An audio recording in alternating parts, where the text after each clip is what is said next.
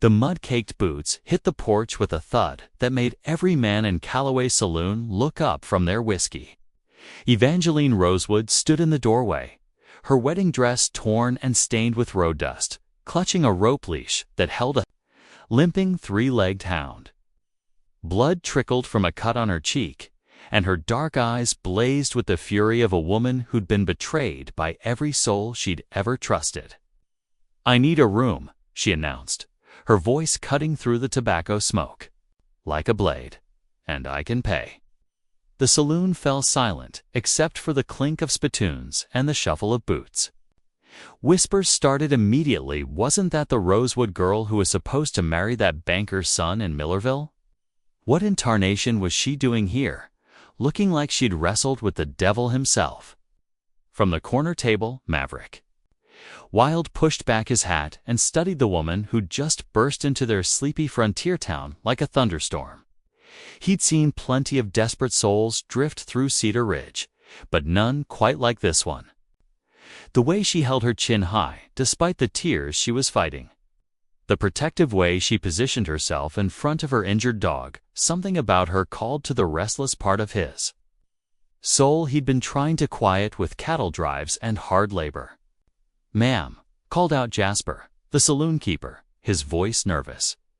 "We don't usually. I said I can pay." Evangeline reached into her torn bodice and pulled out a small leather pouch. Gold coins spilled onto the nearest table, more money than most folks in Cedar Ridge saw in a year. "Now, do I get a room, or do I sleep in your streets?" Maverick stood, his spurs jingling as he crossed the room. At 6 feet 3 inches with shoulders broad enough to block out the sun, he commanded attention. Wherever he went, his steel-gray eyes met hers, and something electric passed between them. Recognition. Not of faces, but of kindred spirits who'd both been marked by betrayal. "The lady gets a room," he said quietly, his voice carrying the authority of a man who'd never been questioned. "And anyone who has a problem with that can discuss it with me outside." Evangeline's breath caught. Crude comments, maybe outright rejection. What she hadn't expected was this tall stranger with calloused hands and gentle eyes stepping up to defend her without even knowing her name. "Thank you," she whispered, and for the first time since she'd fled her wedding altar 3 days ago, she felt something other than despair. Hope, maybe. Or perhaps just exhaustion finally catching up with her. Maverick bent down to examine her dog, his touch gentle despite his rough appearance. "What's his name?" "Bishop," she replied. He tried to protect me when they... Her voice broke. "They what?" The temperature in Maverick's voice dropped 10 degrees. Evangeline looked into his eyes and saw something that made her heart skip, not pity, but rage on her behalf. When was the last time anyone had been angry for her sake rather than at her? "It's a long story," she said softly. Maverick straightened, his jaw set with determination. "Well then, Miss Evangeline Rosewood." "Miss Rosewood," he said, tipping his hat. "Looks like we've got all night to hear it." The room above. The saloon was sparse but clean, furnished with a narrow bed, a washstand, and a single chair by the window. Evangeline sat on the floor beside Bishop, carefully cleaning his wounded leg while Maverick leaned against the doorframe, his presence both comforting and unsettling. "I was engaged to Cornelius Pemberton," she began, her voice barely above a whisper. "Son of the wealthiest banker in 3 counties. My father arranged it to settle his gambling debts." She laughed bitterly. "Funny how a man will sell his daughter to save his own neck." Maverick's hands clenched at his sides, but he remained silent, letting her find her words. The wedding was supposed to be the social event of the season. 300 guests, imported flowers, a dress that cost more than most people's homes. She looked down at her ruined gown with disgust. "I thought maybe, if I was good enough, pretty enough, quiet enough, Cornelius might come to care for me. I was such a fool." Bishop whimpered softly, and she stroked his ears. The night before the wedding, I couldn't sleep. I went for a walk with Bishop, and I heard voices coming from the old barn on Pemberton property. Cornelius was there with 3 of his friends, drinking and laughing about something. Her hands stilled on Bishop's fur. They were talking about me, about how stupid I was, how desperate my family was. Cornelius said marrying me was like breaking in a wild filly, that once he got me with child, he could do whatever he wanted. His friends suggested he could always take a mistress, maybe even share me around for favors. Maverick pushed off. From the doorframe, his face dark with fury. Son of A, when Bishop growled at them, they saw us hiding. Cornelius grabbed a shovel and hit Bishop with it, breaking his leg. Then he grabbed me. Evangeline's voice turned hollow. He said since we were getting married anyway, there was no harm in sampling the goods early. When I fought him off, he called me a worthless whore who should be grateful anyone wanted to marry me. She stood abruptly, pacing to the window. I ran, left everything behind except Bishop and whatever money I could grab from my father's safe. I've been riding for 3 days, and I can't go back. Even if I wanted to, they'd never forgive the scandal of a runaway bride. Maverick moved. Closer, his reflection appearing beside hers in the glass. What did you plan to do when you got here? I don't know. The admission came out broken. Start over. Somehow. Maybe head west to California, find work as a seamstress or a cook. Anything that doesn't involve being some man's property. And if they come looking for you, declines. Reflection smiled grimly. Then I'll run again. I'd rather die free than live as Cornelius Pemberton's wife. Maverick studied her profile in the lamplight, the determined set of her jaw. The way she'd unconsciously positioned herself between him and Bishop, ready to fight if necessary.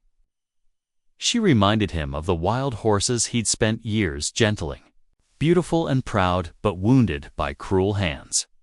You don't have to run, he said quietly. She turned to face him, confusion flickering across her features. What? Stay. The word hung between them like a promise. Cedar Ridge could use someone with your spirit. And Bishop needs time to heal properly. I can't stay here indefinitely. People will talk, and I won't be responsible for ruining your reputation. Maverick laughed, a rich sound that filled the small room. Darlin', my reputation was ruined long before you showed up. Besides, his expression grew serious. There's something you should know about me. About why I understand what it's like to run from people who want to own you. Evangeline waited, sensing there was more to this mysterious cowboy who defended a stranger without question. I wasn't always just a ranch hand, Maverick said. I used to be Maverick Wild 3, heir to the wild shipping fortune back in Boston. Until I refused to marry the woman my father chose for me and got cut off without a penny. Understanding dawned in Evangeline's eyes. You ran away from an arranged marriage too. 5 years ago? Best decision I ever made. He stepped closer, his voice dropping to an intimate whisper. So when I say stay, I'm not offering you charity. I'm offering you partnership with someone who knows exactly what you've sacrificed for your freedom. Morning light streamed through the window, revealing. The exhaustion etched across Evangeline's face. She'd barely slept, her mind churning with Maverick's unexpected offer and the implications of staying in Cedar Ridge. Bishop lay beside her on the bed, his wounded leg elevated on pillows Maverick had quietly brought up during the night. A soft knock interrupted her brooding. Miss Rosewood, it's Maverick. I've brought breakfast. She opened the door to find him holding a tray laden with eggs, bacon, fresh bread, and coffee that smelled like heaven. But it was the small bouquet of wildflowers tucked beside the plate that made her breath catch. You didn't have to. A lady shouldn't eat alone, he said simply, setting the tray on the small table. Besides, we need to talk. As she ate the first real meal she'd had in days, Maverick outlined his plan. I own a small ranch about 5 miles outside town. Nothing fancy, but it's mine, free and clear. I could use help with the horses, someone with a gentle touch to work with the ones that have been mistreated. What are you suggesting? Marriage? The word hung in the air like a gunshot. Evangeline nearly choked on her coffee. I beg your pardon? Maverick leaned back in his chair, studying her reaction. Not a real marriage. Not at first. A business. Arrangement. You need protection and a new identity. I need help with my ranch, and he paused, choosing his words carefully. I could use a wife to stop the matchmaking ladies in town from throwing their daughters at me every Sunday after. Church. That's the most ridiculous thing I've ever heard. Is it? You marry me. You become Evangeline Wild, a respectable rancher's wife. No one will question your past, and Pemberton will never think to look for you here.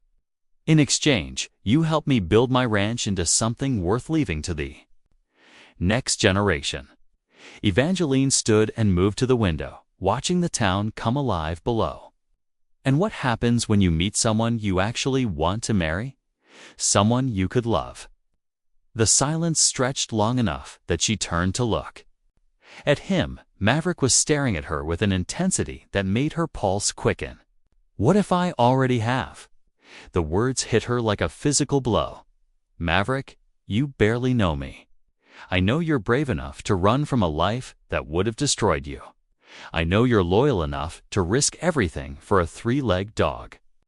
I know you're strong enough to start over with nothing but the clothes on your back. He stood and moved closer. I know that when you looked at me last night, something in my chest caught fire for the first time in years. That's not love. That's attraction. There's a difference. Then give us time to find out which it is. His voice was rough with emotion. Marry me, Evangeline. Not because you have to, but because you want to see where this could lead. She was quiet for so long that Maverick thought she would refuse. Then, slowly, she turned from the window. If I agree to this insane plan, I have conditions. Name them. First, we sleep in separate rooms until we both decide otherwise. Second, if either of us wants out of the arrangement, we can end it with no hard feelings. Third, you never raise a hand to me or Bishop, no matter how angry you get. The last condition made Maverick's expression darken. Evangeline, I would cut off my own hands before I'd hurt you. The fact that you even have to ask tells me how badly that bastard damaged you. Do you agree to my terms? Every one of them. He extended his hand. Partners. She stared at his outstretched palm calloused from honest work, steady as the mountains. Beyond the town. Slowly, she reached out and clasped it. Partners. The moment their skin touched, electricity shot up her arm. From the way Maverick's pupils dilated, she knew he felt it too. Whatever was happening between them, it was real and powerful and terrifying. When? She asked breathlessly. Today, before you lose your nerve or I come to my senses. Evangeline laughed despite everything. You realize this is completely mad? Darlin', Maverick said, bringing her hand to his lips and pressing a gentle kiss to her knuckles. The best things in life usually are. By noon, half of Cedar Ridge had gathered. In the small chapel, drawn by rumors that flew faster than tumbleweeds in a storm. The mysterious woman in the torn wedding dress was marrying Maverick Wild. And nobody could quite believe it was happening. Evangeline stood before the cracked mirror in the church's tiny back room, trying to make herself presentable. Mrs. Abernathy, the minister's wife, had loaned her a simple blue dress and helped her pin up her dark hair with wildflowers from Maverick's morning bouquet. You don't have to do this, dear, the older woman said gently. Whatever trouble brought you here, there might be another way. This is the other way, Evangeline replied, surprised by the steadiness in her own voice. Through the thin walls, she could hear the murmur of voices and knew the townspeople were speculating about her past. Let them talk. After today, she would be under Maverick's protection. And somehow that thought brought her more peace than she'd felt in months. A soft knock interrupted her thoughts. Evangeline.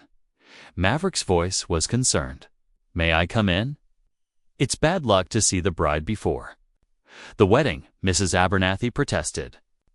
"I think we've used up our share of bad luck already," Evangeline called back. "Come in."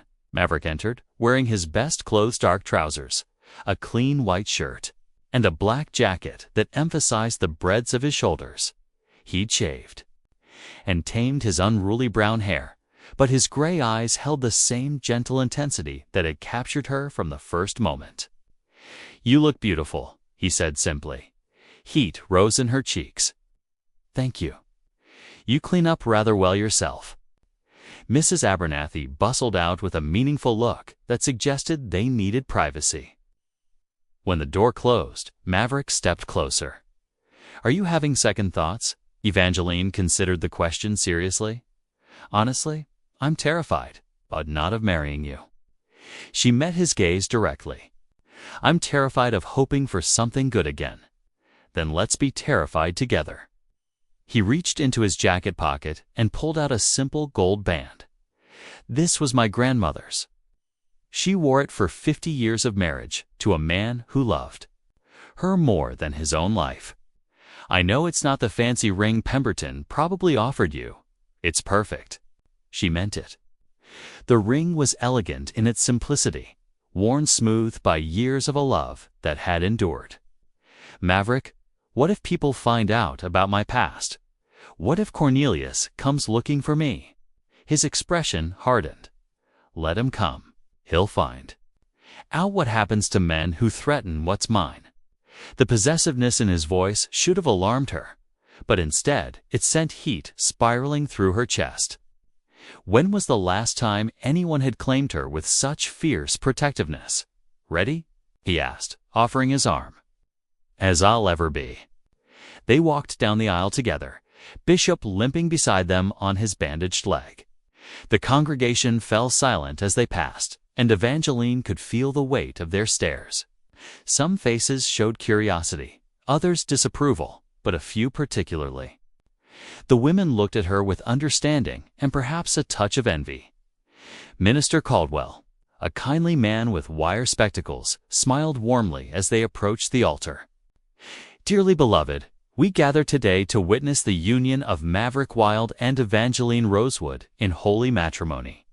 As the familiar words washed over her, Evangeline found herself studying her soon-to-be husband's profile. The strong jaw, the laugh lines around his eyes, the way he held himself with quiet confidence. This wasn't the wedding she'd dreamed of as a little girl, but somehow it felt more real than the elaborate farce she'd fled from just days ago. "Do you, Maverick Wild, take this woman to be your lawfully wedded wife, to have and to hold, in sickness and in health, for richer or poorer, for better or worse, till death do you part?" "I do." His voice rang clear and strong through the small church. "And do you, Evangeline Rosewood, take this man to be your lawfully wedded husband, to have and to hold, in sickness and in health, for richer or poorer, for better or worse, till death do you part?" Evangeline looked into Maverick's eyes and saw her future reflected there uncertain. Yes, but full of possibility. "I do. By the power vested in me by the territory of Wyoming, I now pronounce you husband and wife. You may kiss your bride." Maverick stepped closer, his hands framing her face with infinite gentleness. "Is this all right?" he whispered, giving her one last chance to set boundaries. Instead of answering, she rose on her tiptoes and closed the distance between them. The kiss was soft, tentative at first, then deeper as she felt him respond. When they finally parted, both were breathing hard. "Well," she whispered against his lips, "I suppose there's no going back now."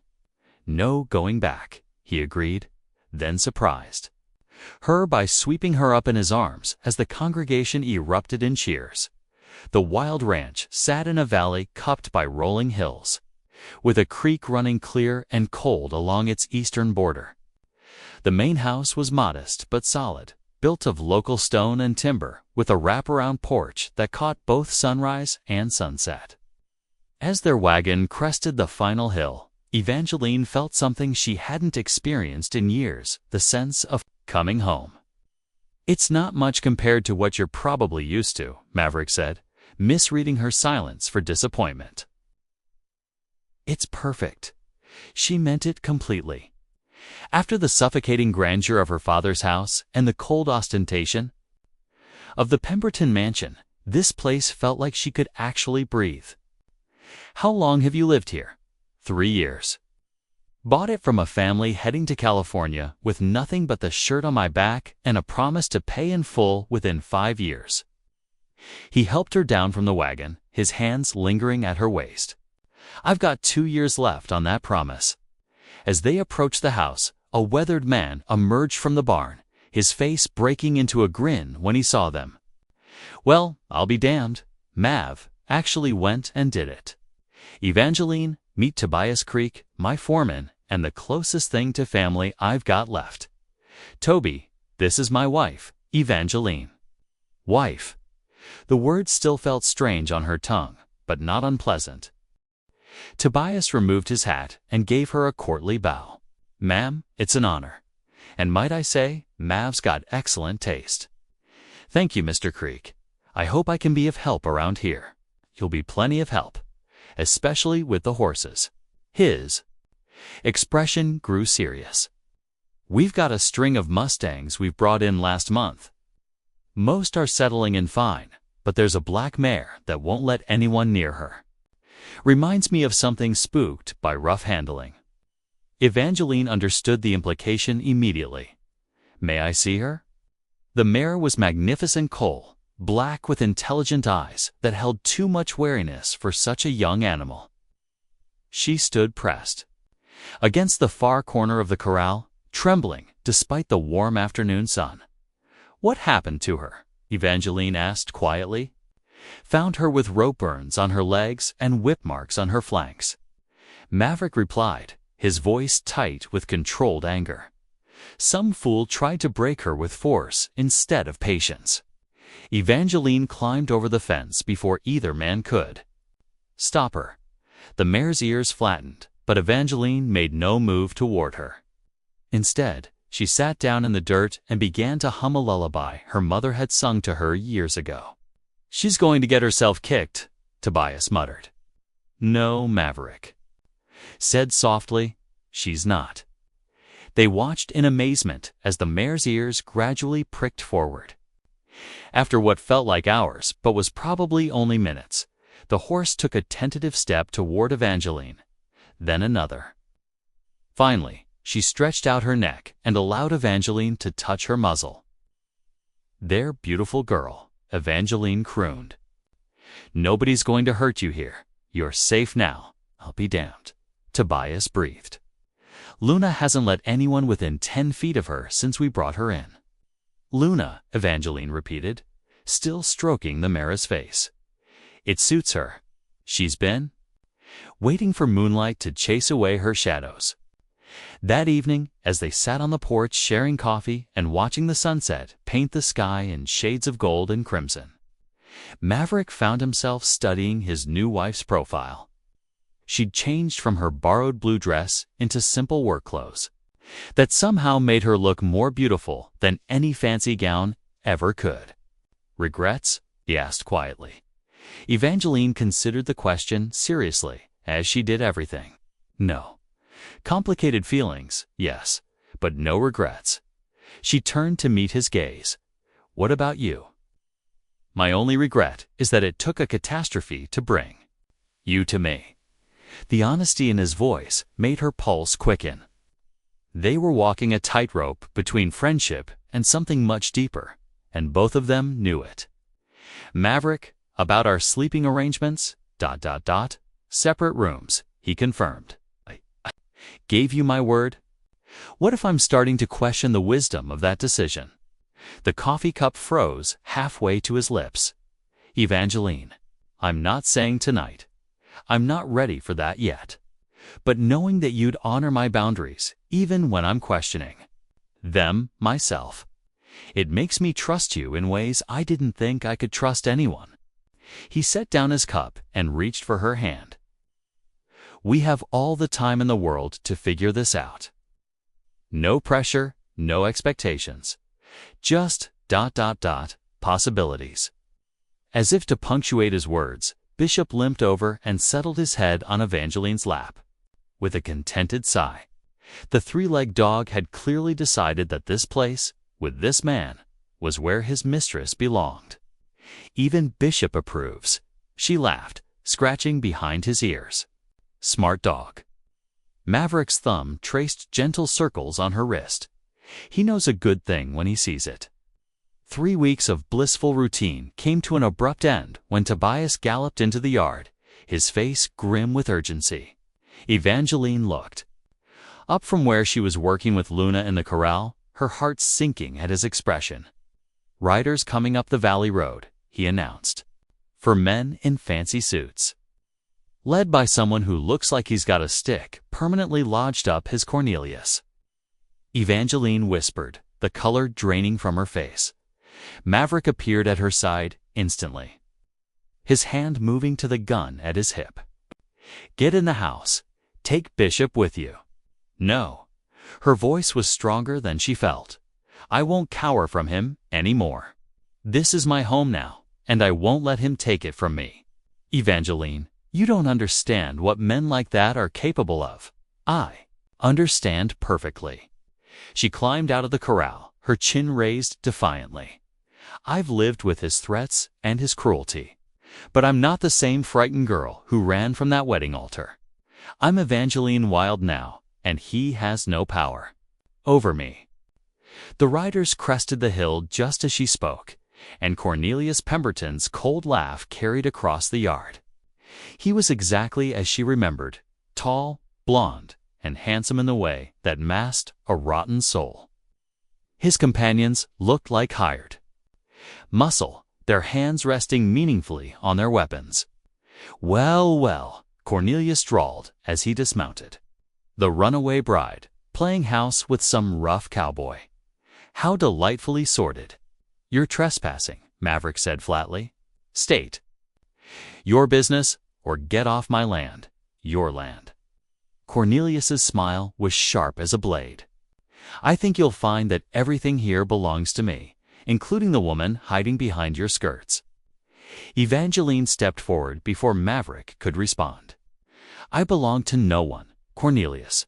I never did, no matter what papers our fathers signed." "But that's where you're wrong, my dear." He reached into his jacket and pulled out an official-looking document.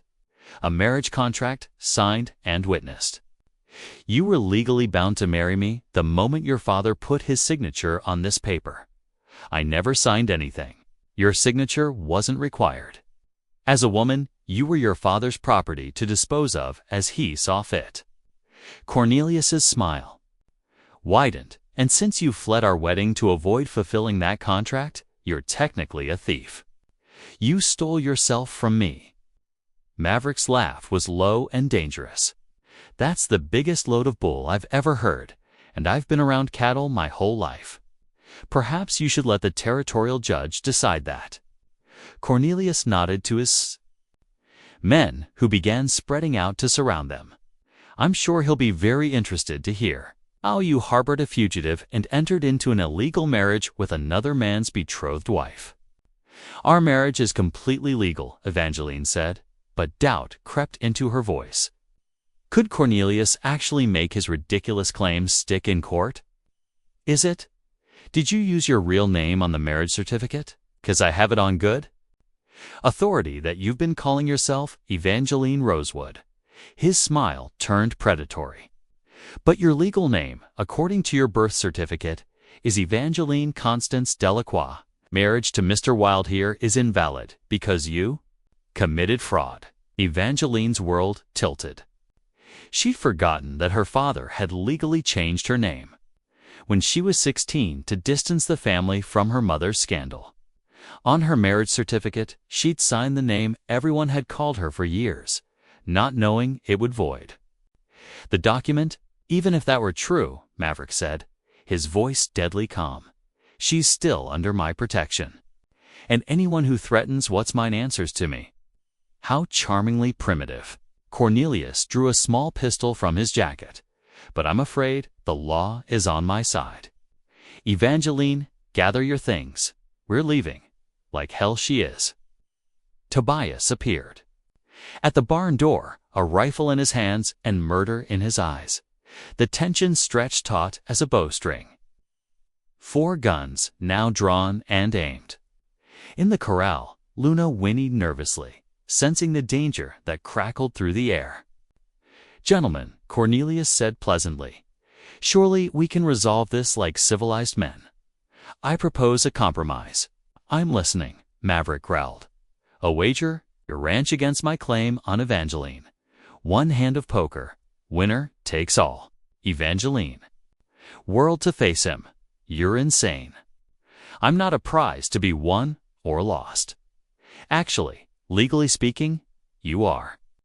Cornelius's voice held the satisfaction of a man who knew he held all the cards. "But I'm willing to risk my legal claim on the turn of a card. Unless, of course, your new husband lacks the courage to fight for you properly." The challenge hung in the air like smoke from a gunfight. Maverick's jaw tightened, and Evangeline knew with sick certainty that he was going to accept. "Maverick, no. Don't let him bait you into this." But her husband's eyes had gone flat and cold as winter steel.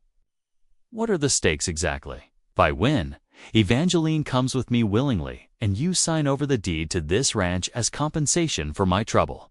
If you win—" Cornelius shrugged. "I'll forget I ever knew Evangeline existed.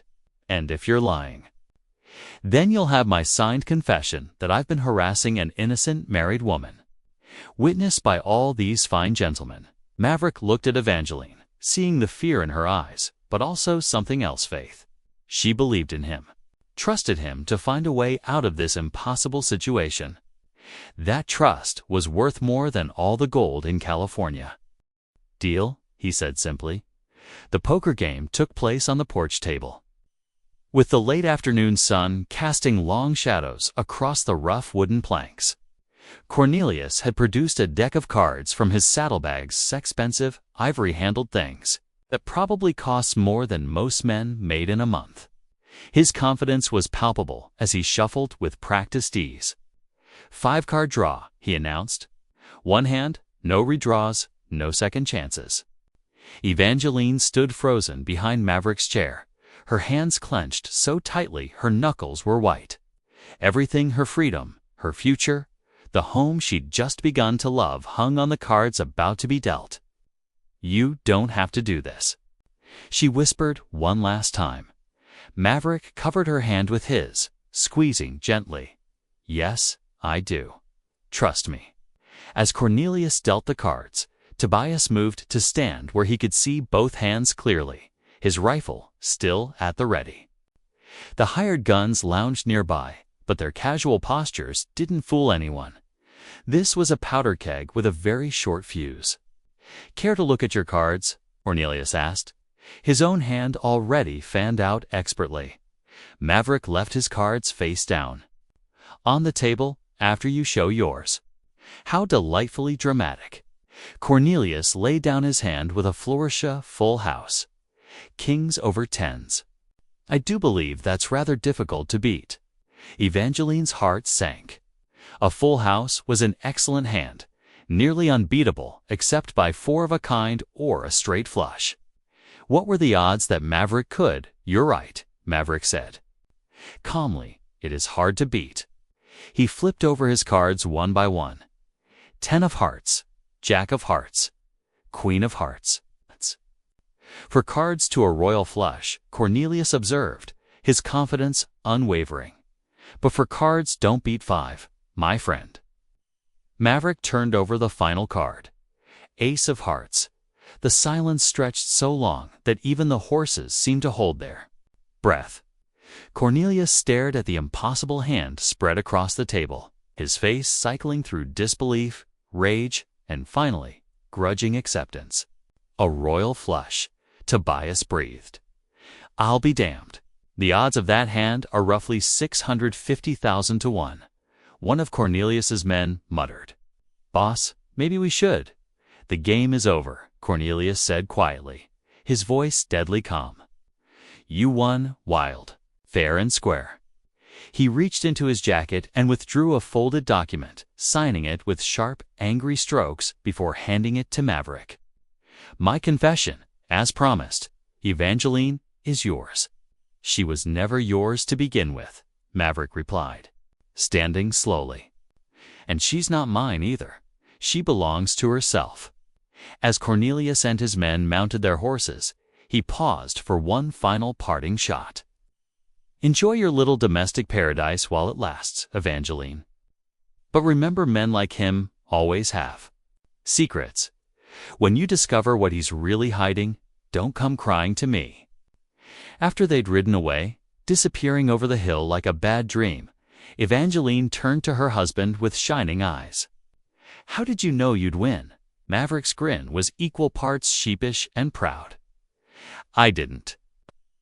But I've been playing poker since I was 12 years old, and Cornelius has a telekey touches his collar when he's bluffing. He was so confident in his hand that he never once touched his neck. What if you'd been wrong? Then I'd have found another way to get you back. His expression grew serious. Evangeline, there's something I need to tell you. Something Cornelius was hinting at. Her stomach clenched. What kind of something? The reason I left Boston wasn't just because I refused an arranged marriage. I left because I killed a man. The words hung between them like a chasm. Evangeline stared at him, trying to reconcile the gentle man who worked with traumatized horses with the confession he'd just made. Tell me, she said simply. His name was Richard Blackthorne. He was engaged to my sister Caroline, and he was hurting her. Beating her, forcing himself on her, breaking her spirit piece by piece. When I confronted him about it, he laughed. Said she was his property to do with as he pleased. Maverick's hands clenched into fists. I hit him, just once. But he fell wrong, cracked his skull on the marble fireplace. He died 3 days later. What happened to your sister?